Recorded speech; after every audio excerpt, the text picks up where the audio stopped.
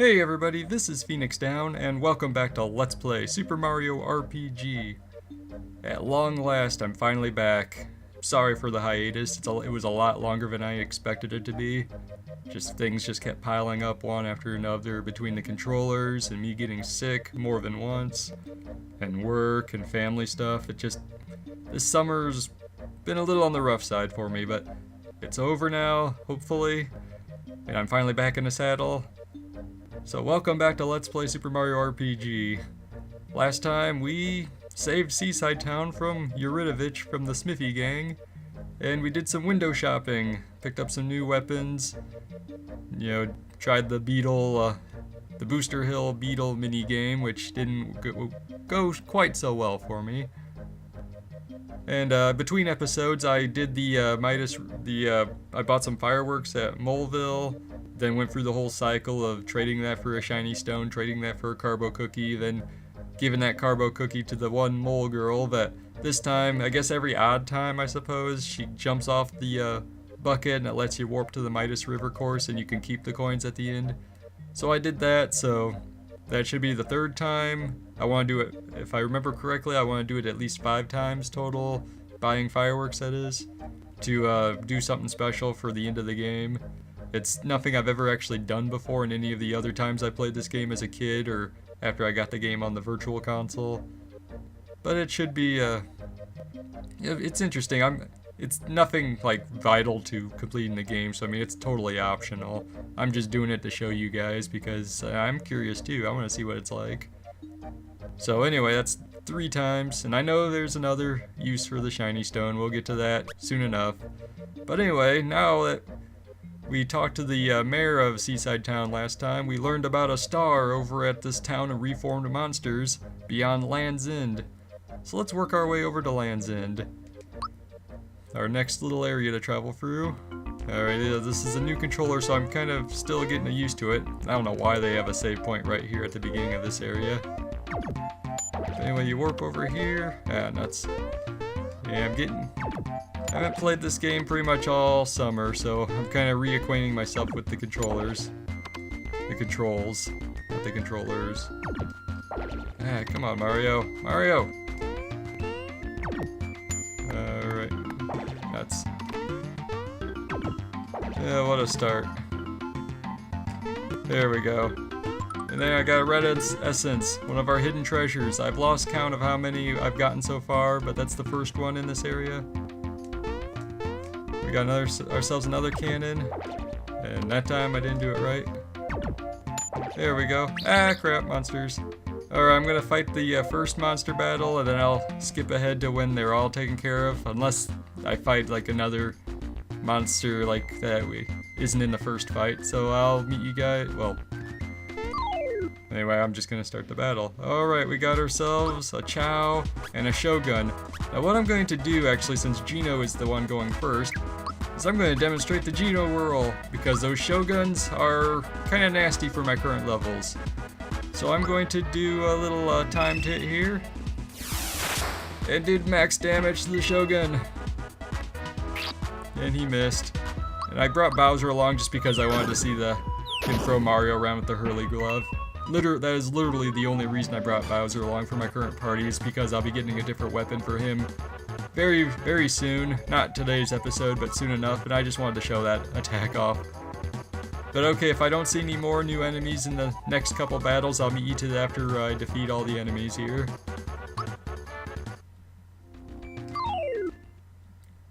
And we got ourselves a new enemy right off the bat. We got an Octovator. Now I can use the Geno Whirl to wipe him out in one hit, just like the Shoguns, but they're not quite as nasty as the Shoguns are, so I'm not so worried about it. And Mario can still one hit kill the Chaos. That Octovator, he just used the Drain Beam and took about 35 to 40 some HP off all of my party members. That hurt. But yeah, there's a hidden platform there. Also, Mallow gained a level. I missed. But over here we have ourselves another hidden treasure. I missed again. Yeah, the 3D platforming in Super Mario RPG isn't quite as great as it could be, but it's good enough. I mean, it's kind of revolutionary for the time. See, I'm gonna try to make it across. And we got ourselves some new enemies. We got Gekit and Spinfra. The Gekits are interesting in that they will occasionally attack themselves or their allies for, you know, just a minor amount of damage. They're not particularly dangerous compared to some of the other enemies, so you know, if they can help out in every little way, yeah, I'll take it. Oh, nuts. Bad spider thing. Ah, Mario, you're almost dead. Alright, well, I'll have to finish this battle real quick. There we go. I'm gonna do some healing between battles. Into the menus while I got time. Going to switch out Bowser for Toadstool. Then have her use Group Hug. There we go. I'm gonna switch out Gino for Bowser, and have Toadstool use Therapy. There we go. Alright. Now let's move across. Alright, moving on. Alright, we made it across. Yeah, something I didn't showcase is if you actually fall down, there are little cannons that keep launching the Gekits up here. There's only one cannon that you can use, and that's at the very beginning of the line, so you have to jump across all the platforms. If you try to use the other cannons, they'll knock you and stun you, where the monsters can get you into a forced encounter if you didn't already defeat them. But since I'm already over here, I'm not going to bother showing that off. So let's move over here to this area. We got a save point if we feel like using it. And some bees. Not the bees. And over here, as soon as I can line myself up right, we got ourselves a frog coin. So let's take the lower path for today. Remember that area for later, because I'm going to be starting off the next episode from that spot. So we come over here, we got all these donut platforms up there. We can't do anything from down here, but we have this opening in this little cave here and a hidden passage. Got some Gekits here. And the treasure chest, and I'm trying to line myself up with to get to. There we go, we got ourselves another frog coin. I'm just gonna avoid those guys for now since I'm recording. And up over here in this corner, we got ourselves another hidden treasure. That's the last one here at Land's End, if I'm remembering correctly. I believe so. At least not for a little while. We won't find any more today, at any rate. Ooh, we got a new enemy. Let's face him.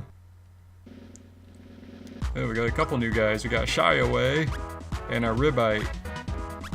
Can't remember if Geno World might be enough to take out the Ribite. Yep, alright. Yeah, only certain enemies can be dealt max damage with the Geno Whirl, if you time it right. So, I mean, it doesn't work on bosses, and only certain enemies will take max damage from it. But anyway, this is what I meant before when the Gekits get confused and they accidentally attack themselves.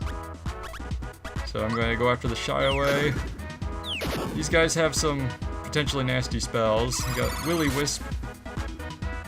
Mario's probably going to get hit kind of hard with that. Oh, he missed. I'll take it. Alright, Shy Away's out of the picture. Finish off the Gekit. And we're doing good. Alright, let's move on. We got ourselves an Able Juice. Yeah, since my inventory isn't maxed out, I'm getting items from these battles again. And if you knock that down here, that way you have a way to get back up if you just take this path. And here we got ourselves replenished. Let's take this springboard. Hey, this area looks familiar. Yeah, we're back in the Karo sewers. And we got this treasure chest that we couldn't get before. We got a cricket jam. Who do we know that might be interested in such an item? Well, just... nuts. Actually, this is actually pretty good for me. I was gonna take the pipe up there and go through the Midas River course, but I guess this will work as well. So I just warped myself out of the Karo sewers. The easy way. I totally didn't even think of that. So let's go over to Tadpole Pond with that cricket jam.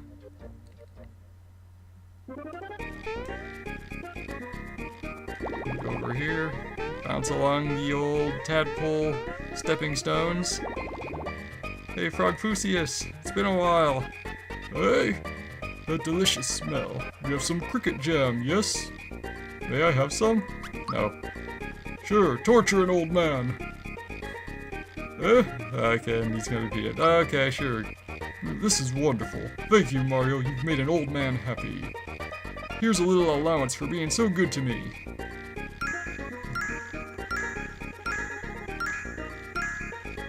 Oh. My wish has come true.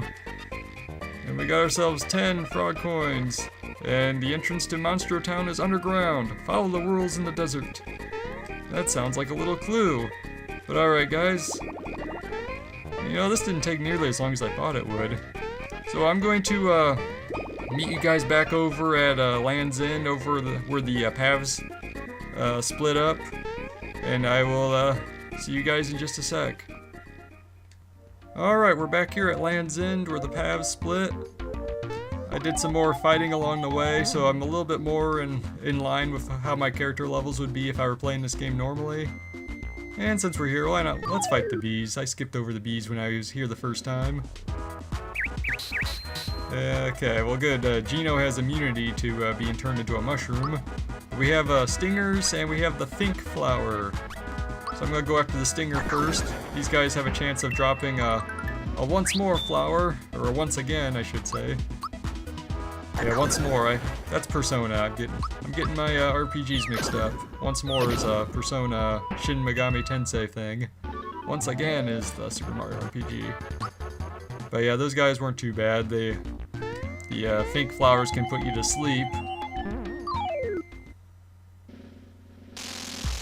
And they're just unpleasant customers all around. Their physical attacks are a little nasty too. But I'll take that once again and go to town on these guys.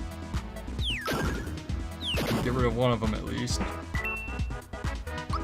Right, Mario, mash that flower.